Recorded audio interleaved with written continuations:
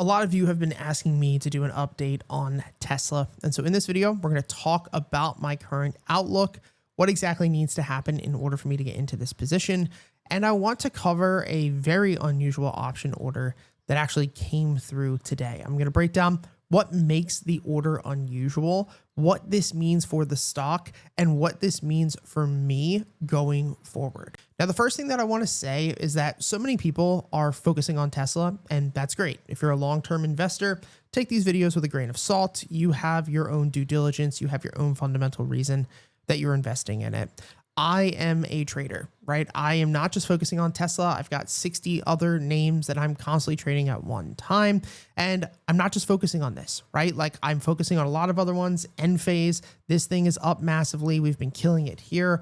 Poet, we've been absolutely killing it. There's a ton of other names. I'm not tied or attached to Tesla, which is why I haven't been focusing on it each and every single day. If it's inside of our bull cycle, then I will trade it. I will cover it. And I will do that every day. If not, then these updates are probably going to be every other week until we get back into a bull cycle. The first thing that I want to cover is this unusual options activity that hit the tape today.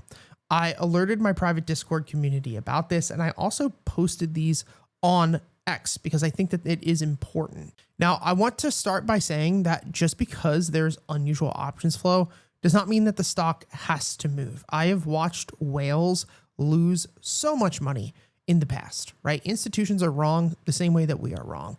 It happens. So I'll never blindly take a position just because there's unusual buying pressure behind it. What I'll normally do is look at the unusual buying pressure, overlay both my long-term and my short-term models. If those are meeting criteria, then I'll take the trade. If we look at this flow on Tesla, however, there's something that's very unusual about this flow.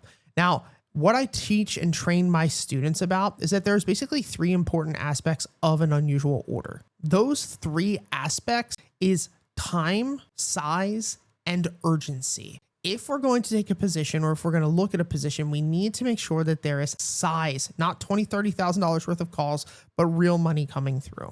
On top of that, we need to make sure that there's time. So we need to make sure these contracts don't expire within a day or two. We're looking to swing trade these positions. And then we need to see urgency. So urgency is going to mean that there's a sweep. This means that there is one order across one exchange that's hitting. And more importantly, we need to make sure that there is an _A or _AA tag. This is the major thing that, in my opinion, makes or breaks an order flow. There are so many different types of order flow companies that are trying to sell their services that they'll just post whatever the hell comes to mind in order to generate some engagement in hopes that people buy it. These two letters right here at the end of details literally make or break a flow for me. When you see _AA, it means that they bought above the ask. They paid the absolute worst price known to man. So this individual bought $3.15 million worth of call options. They bought them above the ask, the worst price known to man possible, and they did it in one order. So this is very unusual because normally they will come through and they will pepper their positions. If you were going to build a $3 million order, would you look to just buy it all at once? Would you pay the worst price possible? No, in most cases, you would look to separate the orders. You would look to average down. You'd look to start a position. Unless you potentially knew something, you wouldn't act this way. Now, a lot of people could say, oh, it's a hedge against a position. Maybe, but this isn't somebody selling covered calls. This person bought call options, bought them above the ask. Now, if we look at this, I want you to truly understand from an option standpoint how unusual this is. The open interest, which is right here, is about 1,400. This means that at open of today's session, 1,400 call options were being held.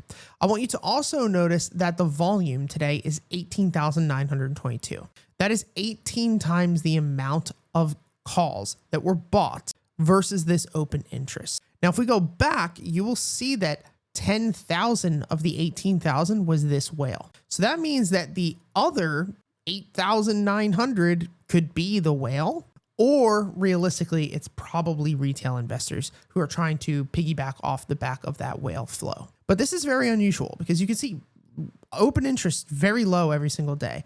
Price of this contract has literally got cut in like half in the past month, and yet they're loading up today. So I don't take a trade just based off of this information. This is definitely unusual. the next thing that I look to do is see if the stock is currently in a bull cycle and if my short-term criteria is being met. As of right now, neither of them are, right? In order to tell if a stock is in a bull cycle, there's basically two things that need to happen. First and foremost, monthly buying pressure on the BX trender needs to be present. It's showing that right now, which is a good sign, but we need to close the month of May with light red on the BX. When that happens, normally the stock will go into rally mode. The second thing that needs to happen is the trend needs to be bullish. Right now, this 33 fair value band is currently red. So there's still a chance that the short-term trend rejects between 440, 460 and makes one more move down. Now, of course, I'm not taking a trade based off of this. I am completely flat on Tesla. I'm sitting out. But if I was in Tesla right now, this here is a good sign. So as far as I'm considered, I'm going to continue to sit out of Tesla. There is no reason at this point, in my opinion, to be long.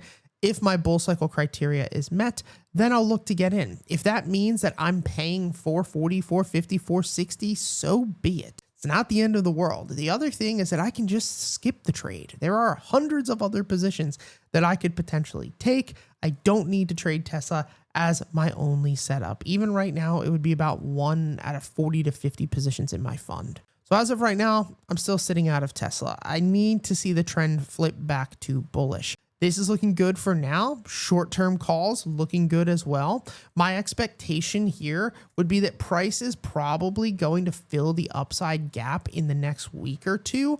The whale is probably expecting a move back up to 460. And from there, we need to see if this weekly fair value band can flip back to green.